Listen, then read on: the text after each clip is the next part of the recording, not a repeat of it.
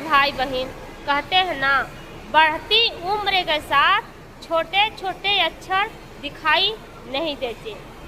यहाँ इशारा है कि छोटी छोटी बातों को नज़रअंदाज रखना सीख लेना ही चाहिए।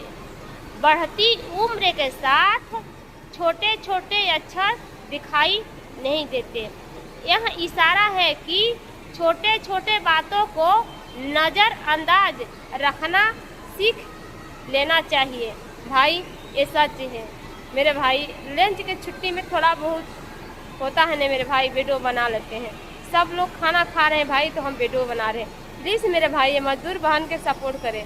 क्या मेरे भाई हमारा चेहरा नहीं अच्छा लगता कि हम वीडियो अच्छा नहीं बनाते? मेरे भाई ब्लॉगिंग वीडियो बनाते हैं, बहुत मेहनत लगता है। प्लीज़ मेरे भाई मजदूर बहन के सपोर्ट करें। भाई माल पक गया, हॉर्न बजा रहा है। प्लीज़ मेरे भाई बहन के सपोर्ट करें।